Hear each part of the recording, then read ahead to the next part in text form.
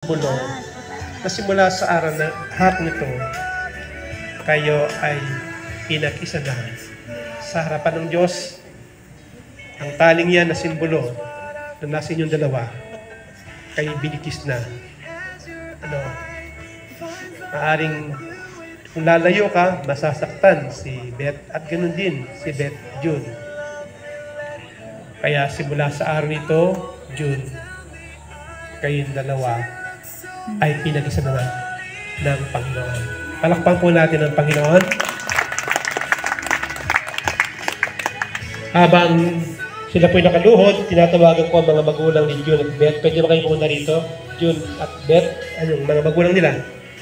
Mga magulang ni June at Beth, samantalin natin pagkakataon habang sila ay nakaluhod. Sino po magulang ni June? Hindi po kayo.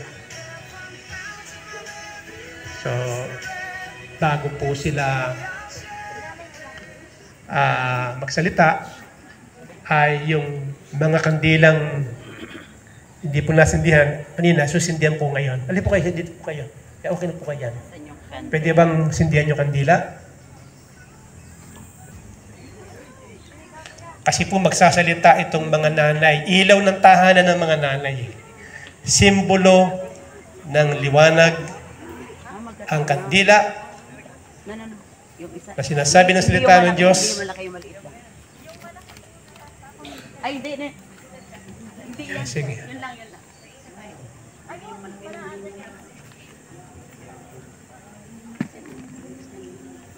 Inyong mga anak at magiging mga anak na. Ilan po ang anak nyo? 7 lang po.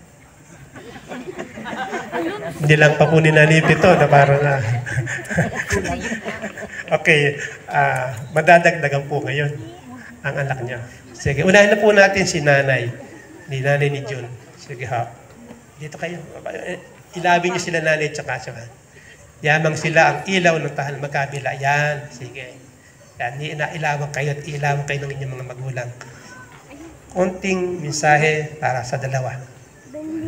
Una po sa lahat, magandang hapon sa bawat isa po na nagsikap po na narito upang tumungkay at sumaksi sa pag-asawa ni Beth at ni June sa kanilang pag-isang dibdib. Salamat po sa inyo at nakakilala ko po kayo at nakarating kami dito ng Mindoro, ng Marinduque, from Sablayan Occidental, Mindoro po kami. Hindi po yung ibang lugar na binanggit ni Pastor.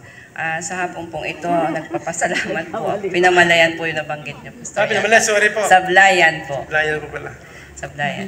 Salamat po sa Panginoong Diyos, unang sa higit sa lahat na matagal ko po itong pinanalangin na naway maging maayos at sa ganap po ito ay naganap po yung hinihiling natin na maging matagumpay ito. Salamat sa Panginoon po sa buhay ng bawat isa at sa aking mga anak po at higit kay Junjun ngayon na siya ay ikakasal na dahil matagal na rin sila ni Beth. Ganito pa lang yung bunso ko po ay sila na. Kaya salamat, hindi na rin ako naninibago, hindi na rin bago. Ang payo ko sa inyo ay dahil talaga namang nagmamahalan kayo, ituloy nyo yung pagmamahal na binigay sa inyo ng Panginoon. Una't higit sa lahat ay alalahanin nyo lagi yung pag-ibig ng Panginoon na kapag ka medyo natetempt kayo na magalit na, iisipin nyo lang si Lord na hindi niya nais yung mga ganong bagay. Kaya una kayo hihingi ng tawad sa Panginoon at hihingi din kayo ng tawad sa kung sino man na nagkasala sa inyo. At dapat yung isa rin na hinihingi ng patawad ay tanggapin niya. Tanggapin niya ng bukas sa loob at magsama kayo ng mayroong paghahari ni Lord.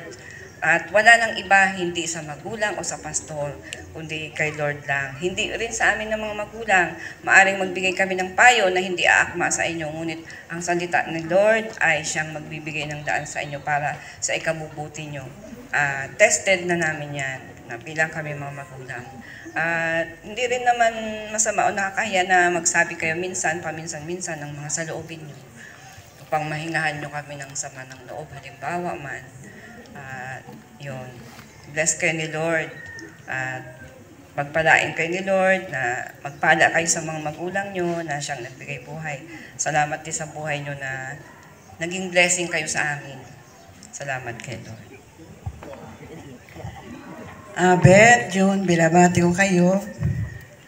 At nawa naman ay sa pagkasama niyo ito ay kung ano ay katagal magmakasintahan, sana habang buhay ay gano'n din ang inyong pagsasama. At huwag kayong magbabago sa isa't isa.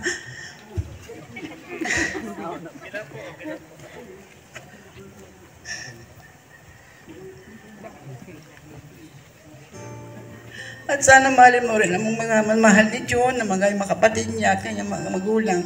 Mahalin mo rin sila. Tulad ng pagmamahal ng Panginoon sa atin. At huwag kayong makakalimot tumawag sa Kanya. At siya lagi ang tumutulong sa atin lahat ng pangailangan. At salamat sa Panginoon at kayong dalawa ang answer prayer ko na una ko pa lamang talaga si John po ay talagang siya po yung nagustuhan ko na.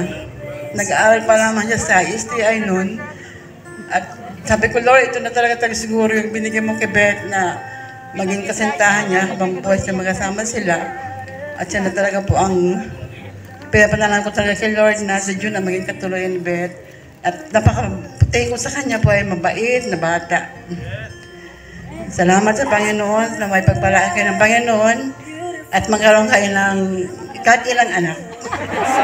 Na may pagbigyan kayo ni Lord ng anak. Salamat sa Diyos. Dinig mo Jun at Beth, kahit ilang anak daw. Ito 7 lang hindi siya nag-advise. Okay? Mga ninong at ninang, tinatawagan ko kayong lahat, mga ninong at ninang, nasasaksi para pumirma si Jun.